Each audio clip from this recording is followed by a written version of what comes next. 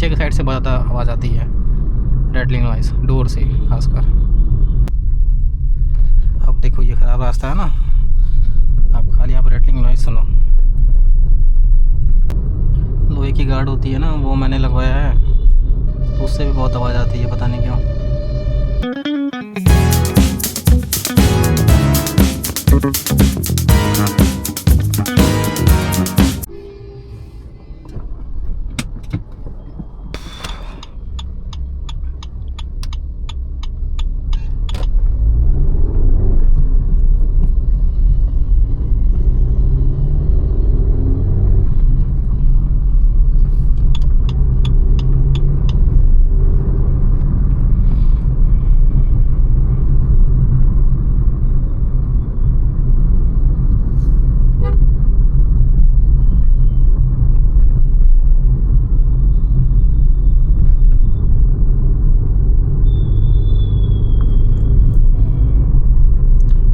Welcome back to my channel. तो आज मैं जा रहा हूँ अपने कार की फ़र्स्ट पेड सर्विस कराने। तो स्टार्टिंग जो 3 फ्री सर्विस होती है वो मैंने करा चुकी है। अभी मेरी कार आप देख सकते हैं 11,000 कुछ किलोमीटर चल चुकी है। और जो लास्ट टाइम जो मैंने सर्विस कराई थी वो कराई थी मैंने अराउंड 5,000 समथिंग पे, फरवरी में लास्ट ईयर 2025। तो अभी अराउंड 1 साल होने को है और 10,000 तो मेरी कार नहीं चली है। तो भी बस सेफ्टी के लिए जैसे जो नॉर्म्स होता है उनका कि जो भी पहले हो जाए, या तो 10,000 या तो एक साल। तो मेरा भी 1 साल कंप्लीट हो रहा है, तो मैं अभी जा रहा हूँ इसको पेड सर्विस कराने। देखते हैं क्या क्या करते हैं वो। तो वीडियो में बने रहिए, मिलते हैं शोरूम पहुँच के।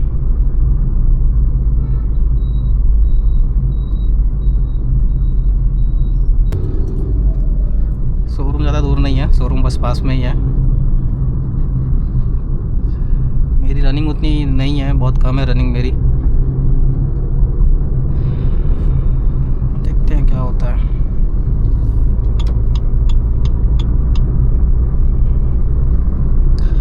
कार चलने में अभी कोई परेशानी नहीं है मुझे, सिवाय रेटलिंग नॉइज़ के और कोई दिक्कत नहीं है इस कार में।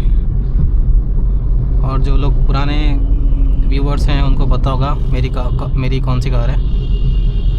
जो नए हैं उनको बता देता हूँ, ये मैंने मारुति का बेस मॉडल लिया था, फ्रॉन्क्स सिग्मा।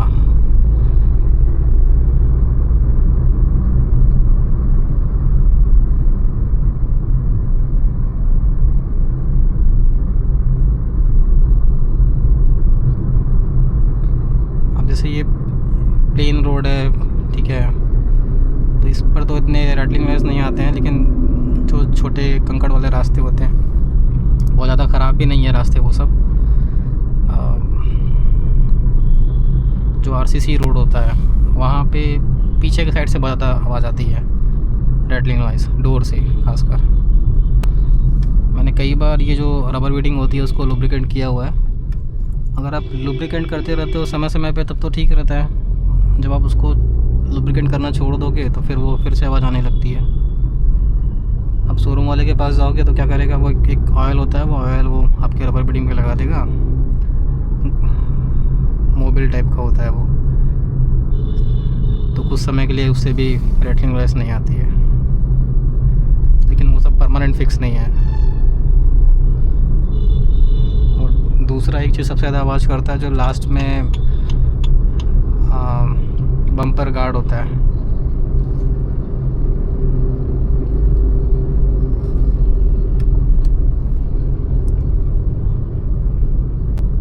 लोहे की गार्ड होती है ना, वो मैंने लगवाया है, तो उससे भी बहुत आवाज़ आती है, पता नहीं क्यों। अब मैं बहुत कंफ्यूज हूँ, उसको निकालूँ कि रहने दो, क्योंकि अगर निकाल दोगे तो सिटी में फिर वो बाइक वाले चिपका के उसको ख़त्म कर देंगे एकदम। तो थोड़े बहुत तो कॉम्प्रोमाइज़ देखो करने होते हैं। बाकी कार चलने में कोई प्रॉब्लम नहीं है यार, पिकअप वगैरह एकदम मस्त है इसका। अभी भी आप एवरेज देखोगे तो वो 16.2 का आप देख रहे हो, 16.2 का भी एवरेज मुझे मिल रहा है करंट में। पहुंच चुके हैं शोरूम। देख रहे हो ये थोड़े थोड़े पैचेस हैं रोड के, और ये खड़ खड़ खड़ खड़ खड़ खड़ आ रही है आवाज़।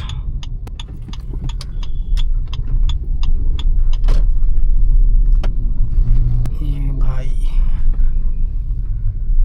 विक्टोरियस तो अपने को यहाँ मिलेगी नहीं, क्योंकि नेक्सा की है, वो अरीना पे लगी होगी। ये हमारे भाई लोग आए हैं कार लेने।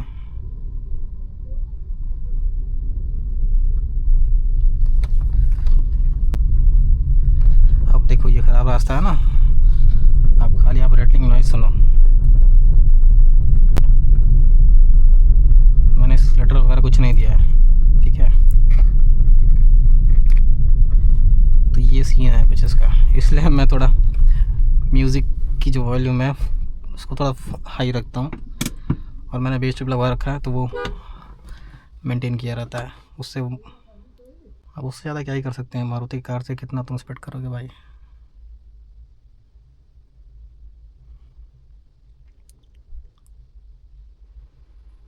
हाँ संडे है, देखते हैं कब नंबर आता है अपना। अभी 2 बज रहे हैं एग्जैक्ट।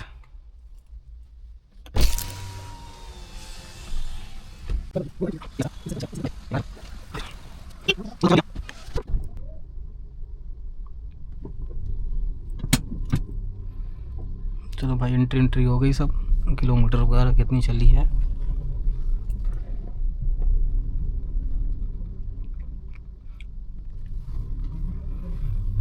भाई साहब भी देख रहे हैं कि लगी हुई है कार, तो भी घुसा दिए उसी में। चल भैया, गाड़ी तो बहुत लगी है यार।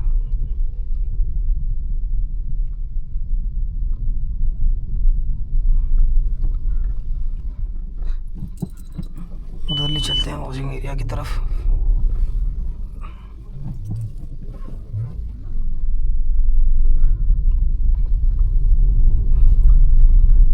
इस वाले शोरूम में बॉडी शॉप का भी काम शुरू हो गया है, इसलिए कुछ ज़्यादा गाड़ी लगी हुई है।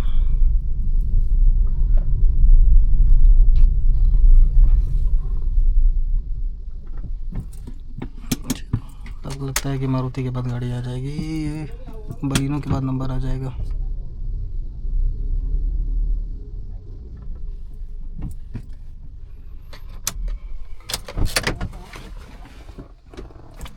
खोला हाँ साहब, सर्विस हुई। सर्विस हाँ छोड़ना ज़्यादा, वॉशिंग हुई तब जाएगी। बात करके आइए, हम थोड़ा नंबर लगवा ली। हाँ नंबर लगवा लीजिए अंदर। देखिए सर, पेन ड्राइव और पैसा निकाल लीजिएगा गाड़ी से। ठीक है, पेन ड्राइव तो नहीं है, बाकी चश्मा वगैरह है।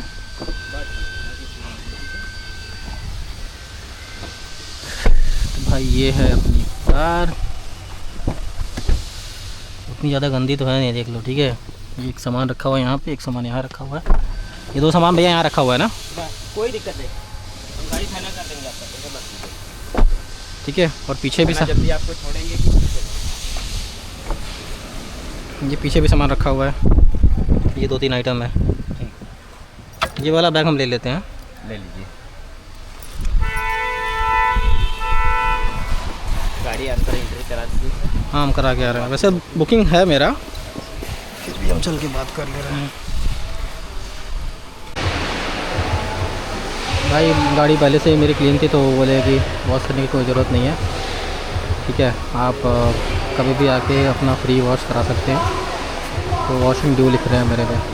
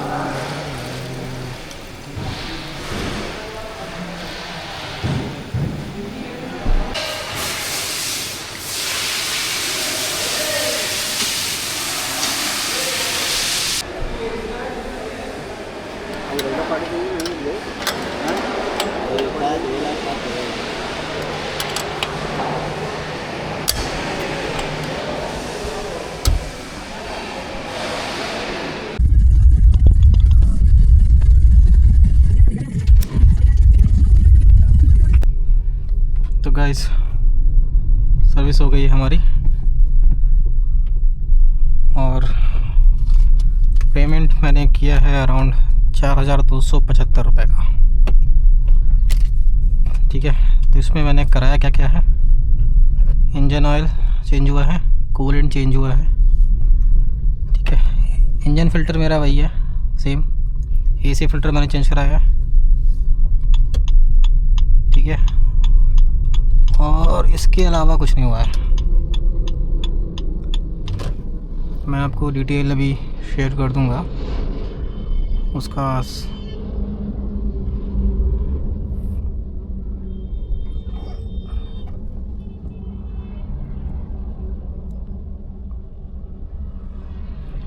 ठीक है, तो जो स्टार्टिंग में उन्होंने कोटेशन दिया था, उन्होंने दिया था अराउंड मुझे 9 से 10 हज़ार रुपये का। ठीक है, जिसमें इन्होंने कई सारी चीज़ें ऐड की थी फालतू की, जो मुझे ज़रूरत भी नहीं है, जैसे अलाइनमेंट, बैलेंसिंग। ठीक है, 1,000-2,000 रुपये तो उसी में घुस गया। फिर उसके बाद ये डायग्नोसिस, वो जो लैपटॉप लगा के चेक करते हैं कि सॉफ्टवेयर और कोई और ग्लिच तो नहीं है, तो उसकी भी ज़रूरत थी नहीं मुझे, सब परफेक्ट काम कर रहा है। तो वो मैंने मना कर दिया इनको कराने के लिए।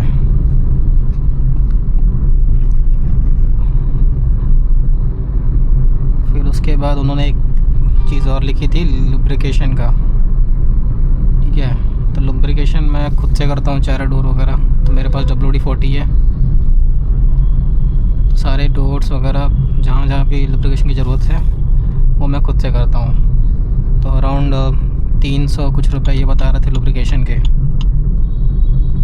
तो वो मैंने हटवा दिए। गाड़ी मेरी वॉश नहीं हुई है, क्योंकि वो बोल रहे थे गाड़ी आपकी क्लीन है, इंजन भी मेरा क्लीन था काफ़ी।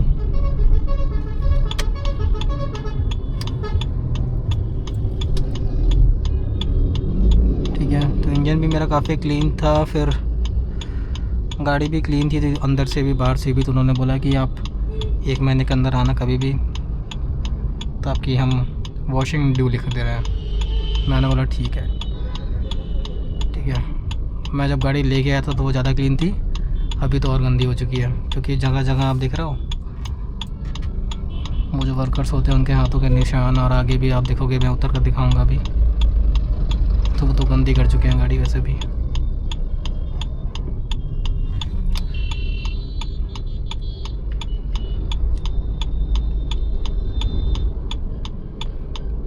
तो थोड़ा आपको सावधान होना होगा ये सब चीज़ों में। अगर आप अपनी गाड़ी लेके आ रहे हो सर्विस कराने के लिए, तो आपको देखना पड़ेगा कि क्या ज़रूरत है आपके रिक्वायरमेंट के हिसाब से, क्या ज़रूरत नहीं है। ठीक है, कराने को तो सब कुछ करा लो यार, कोई दिक्कत नहीं है, लेकिन जब नीड नहीं है तो क्या मतलब है, कोई मतलब नहीं है कराने का। अलाइनमेंट बैलेंसिंग मेरी गाड़ी उतनी चलती है नहीं। ठीक है, अलाइनमेंट बैलेंसिंग की ज़रूरत अब पड़ती है आपको जब, जैसे मान लो आप चला रहे हो कार, ठीक है, और आपने स्टीयरिंग सीधी रखी है और आपकी स्टीयरिंग जो है वो लेफ़्ट राइट भाग रही है तुरंत, जैसे हम लोग बचपन में साइकिल चलाते थे ना हाथ छोड़ के, तो जब कई बार गिरते थे साइकिल से, फिर उसके बाद हाथ छोड़ते थे तो उसका भी अलाइनमेंट आउट होता था, तो वो लेफ़्ट राइट भागती थी। तो सेम चीज़ है, अगर ज़रूरत है तो कराओ, नहीं है तो क्यों, मतलब क्या मतलब है कराने का, कोई मतलब नहीं है। बाकी उसने चारों डिस्क खोल के वो डिस्क पैड वगैरह साफ़ कर दिए। जैसे पीछे ड्रम ब्रेक आता है तो उसने वो खोले, और आगे के डिस्क पैड खोल के उसने घिसे उसको। डोर से जो नॉइज़ आ रही थी उसमें इन्होंने कुछ हथौड़े से सही किया है, उससे ज़्यादा फ़र्क आया है। और जो मेरा मेन जो बम्पर गार्ड था वहाँ पे एक रबड़ का पार्ट उन्होंने लगाया है, क्योंकि वो रबड़ का पार्ट जो है वो ज़्यादा नॉइज़ कर रहा था। तो अब थोड़ा कम हो गया है वाइब्रेशन, मतलब जो भी नॉइज़ आ रही थी थोड़ी बहुत है, लेकिन पहले से बहुत कम हो गई है। बाकी फ़र्क तो आया है भाई सर्विस कराने के बाद गाड़ी। कूलेंट उन्होंने टॉपअप कर दिया, बोला कि 2 साल हो चुके हैं गाड़ी को और 10,000 चल चुकी है, तो आप कूलेंट चेंज कर दो। मैं ठीक है।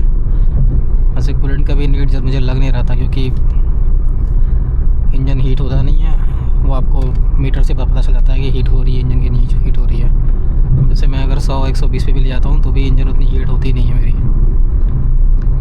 लेकिन वो फोर्स कर रहा था कि बोल रहा था भाई सब कटवा दिए तू, तो कुछ तो रहने दे। मैं बोला ठीक है भाई कूलेंट चेंज कर दे, 2 साल हो गया है, कम से कम नया कूलेंट रहेगा तो उसकी लाइफ रहेगी। तो वो कूलेंट ही मुझे बस 555 रुपये का उसने चेंज किया, और बाकी जो ज़रूरत था engine filter, AC filter, oil filter, engine oil, ये सारी चीज़ें चेंज हुई हैं। वॉशर फ्लूइड में उसने बोला पानी डालने के लिए, तो मैंने बोला भाई पानी मेरा पड़ा रहता है, मेरे पास वो टैब है, टैबलेट्स हैं, वो मैं डाल के मेंटेन किया रहता हूँ। ठीक है, तो आपके 20-50 रुपये वहाँ बच गए। मैं ये नहीं कह रहा हूँ कि 20-50 रुपये बचा के आप राजा हो जाओगे। ये 20-50 कम करते करते 9,000 का बिल मेरा 4,275 रुपये का आया है। ठीक है, उसको भी मैंने पेमेंट किया है अपने कार्ड के थ्रू, तो 1% कैशबैक मुझे वहाँ मिल गया है। तो मेरा 42 रुपये के आसपास मुझे कैशबैक वहाँ मिल गया। ठीक है, बाकी कमेंट करना आपकी क्या ज़रूरत है, क्या ज़रूरत नहीं है।